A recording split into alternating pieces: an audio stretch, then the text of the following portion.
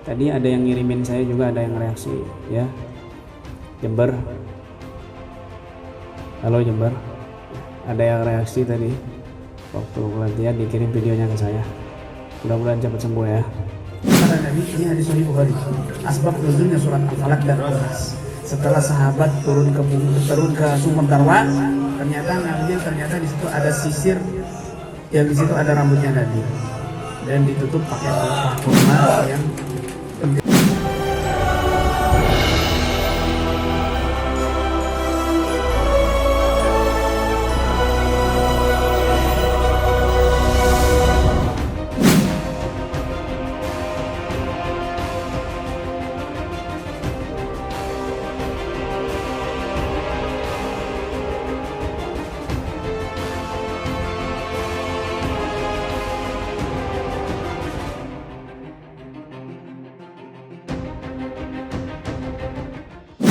Assalamualaikum warahmatullahi wabarakatuh. Wa ahabun nas ilallah anfa'uhum linnas. Hadis ini dua-duanya juga menyinggung masalah orang-orang yang memberikan manfaat kepada orang lain. Amalan yang paling utama setelah sholat fardu adalah memberikan kebahagiaan di hati orang yang beriman. Memberikan kebahagiaan di hati orang yang beriman. Membantu orang lain dalam hajatnya, membantu orang lain dengan kreativitasnya yang bermanfaat, membantu orang lain dalam ikhtiar kesembuhannya sehingga orang itu tersenyum bahagia, maka ini adalah amalan yang paling utama setelah sholat fardu. Ini ruqyah salah satunya. Kenapa? Ruqyah itu menolong orang, membantu orang lain meskipun resikonya besar. Wa ahabun nas ilallah anfa'uhum linnas, dan manusia yang paling Allah cintai adalah manusia yang bisa memberi manfaat kepada orang lain. Dua perkara ini, dua hal yang sangat mulia, memberikan kebahagiaan di hati orang lain dan juga memberikan menjadi orang yang bermanfaat untuk orang lain. Dua-duanya ini ada pada dakwah dengan ruqyah, dakwah dengan Al-Quran. Apalagi ketika dakwah ini dengan Quran ini sesuai dengan apa yang dilakukan oleh guru-guru kita yang soleh, sampai tersambung ilmu itu kepada orang-orang soleh dan terus tersambung sampai kepada Nabi SAW, maka itu menjadi terarah dan terbimbing, menjadi cahaya yang menguatkan kita dunia dan akhirat dari sumber cahaya Rasul sallallahu alaihi wasallam. Wa kulluhum min Rasulillahi multamisun gharfan minal bahri aw rasban minad diyami. Dalam Burda dikatakan semuanya itu bermuara dalam satu samudra. Tetapi ada yang mengambilnya banyak, ada yang mengambilnya sedikit. Ketika kita di dalam wadah yang banyak, yang bersih, maka kita juga mendapatkannya banyak. Tapi ketika di dalam wadah yang sedikit, maka kita pun mendapat kekuatannya sedikit. Dan kita yakin wadah ini wadah yang mendapatkan cahaya yang banyak. Amin ya rabbal alamin. Lalu Jibril membaca surat Al-Falaq dan An-Nas untuk Nabi bacakan kepada buhul tersebut dan dihancurkan. Maka seketika Nabi SAW terlepas dan sembuh dari sihir tersebut. Hadis ini sahih diriwayatkan oleh Imam Bukhari. Dari hadis ini bisa kita ambil pelajaran bahwa benda-benda sihir bisa diketahui dengan mimpi. Tentunya mimpi yang benar, bukan mimpi bohong. Untuk mengetahui benda-benda sihir dalam mimpi, lakukanlah salat hajat 2 rakaat, lalu berdoa kepada Allah untuk menunjukkan letak-letak benda sihir tersebut, atau bahkan menunjukkan wajah orang yang telah melakukan sihir terhadapnya. Insya Allah jika hal ini dilakukan dengan sungguh-sungguh, Allah akan mengabulkan hajatnya. Begitu. Orang kalau sering dipanggil-panggil namanya, kan kadang-kadang Allah kasih notifikasi, pemberitahuan. Facebook kamu misalnya di tag, nama kamu di tag, ada pemberitahuannya nggak? Ada. IG di tag, ada pemberitahuan? Ada. Jadi dia tahu siapa yang men-tag, yang memanggil. Demikian juga orang ini kalau sering dipanggil, Allah kasih pemberitahuan. Allah kasih pemberitahuan.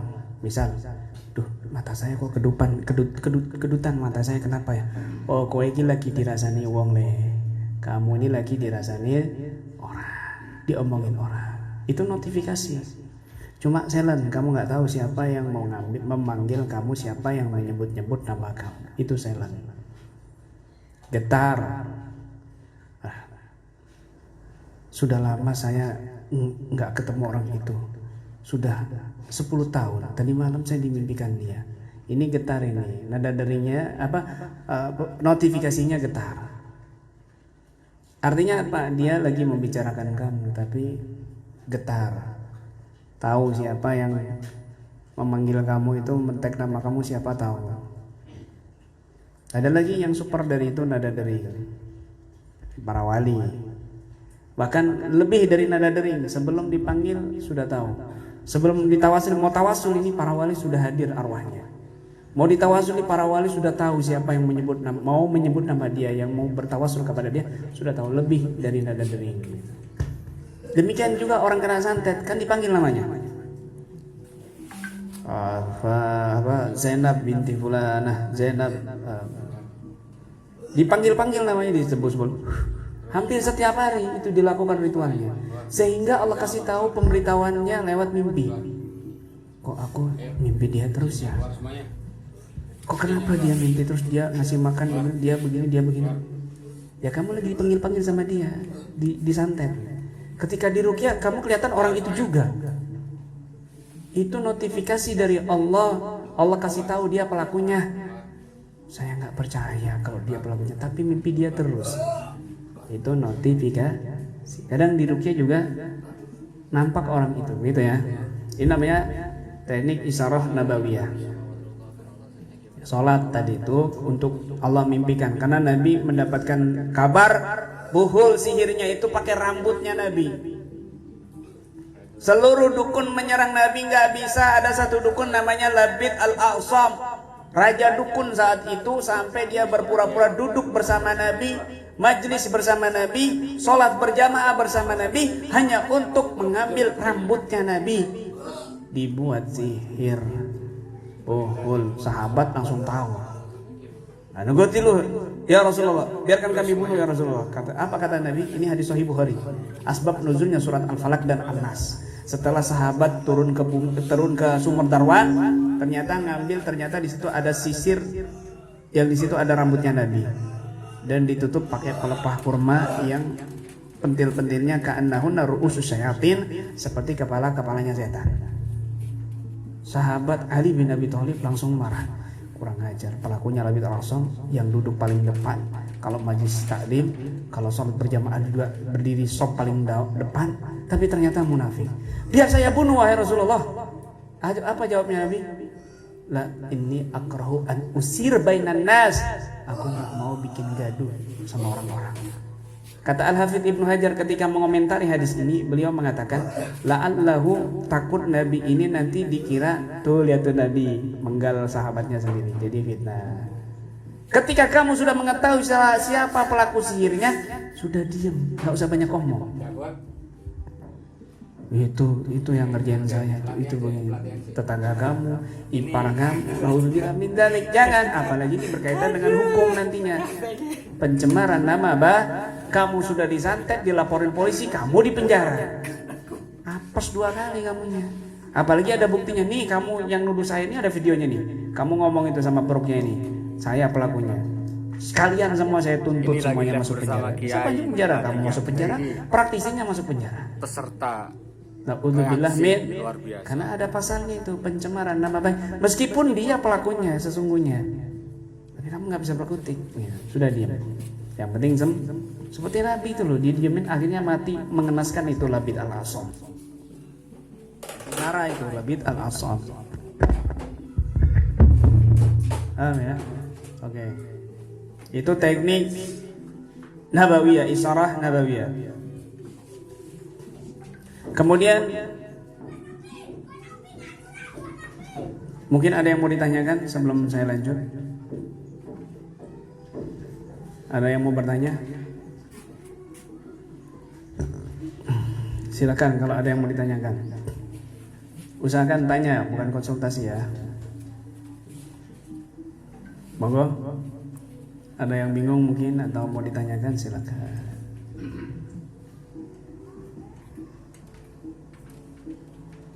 La ilaha illallah Muhammadur Rasulullah.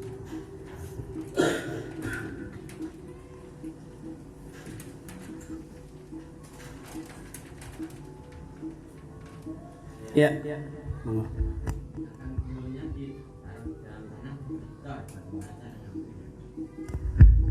Buhulnya atau ugdanya di dalam tanah di rumah sudah keramikan, ya sudah keramik atau cor-coran, bagaimana? Apa harus dibongkar? Tidak perlu.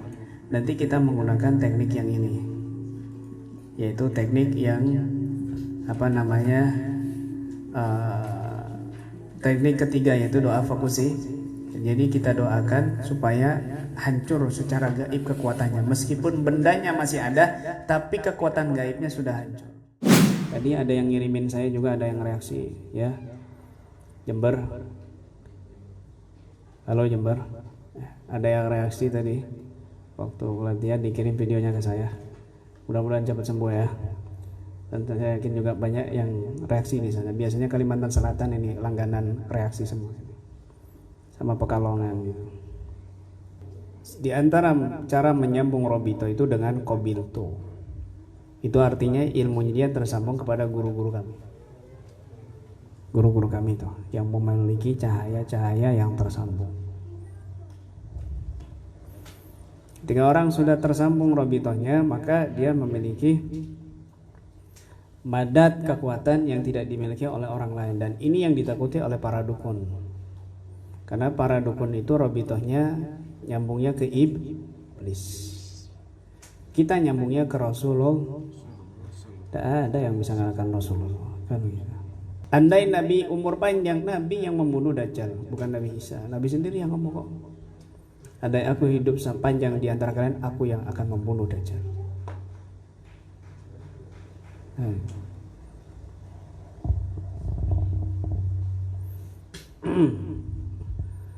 Maka ilmu ini penting sekali.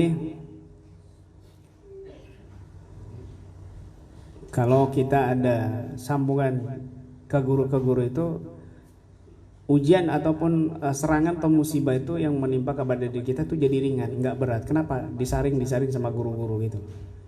Disaring sama para guru-guru. Kalau mau lebih jelasnya itu ada di buku kami Al-Madadus Somad. Ada ini. Nanti jawabnya qabil tuh ya. Jawabnya qabil tuh. Artinya saya terima ilmunya, saya terima energinya, saya terima robitohnya yang tersambung dari guru-guru sampai kepada Nabi SAW. Tidak perlu yang jomblo-jomblo dilanjut qabil tuh nikahaha wa tazwijaha bil mahril madkur. Tidak perlu ada lanjutan seperti itu. Takutnya di sana ada yang baper, ya. Bismillah, niatin aja, mudah-mudahan qabiltu ini juga lanjut ke qabiltu pernikahan. Begitu. Ini yang nonton bareng itu amin, seluruh Nusantara itu amin. Ya, terlalu semangat mau kawin lagi. Baik, sudah siap semuanya?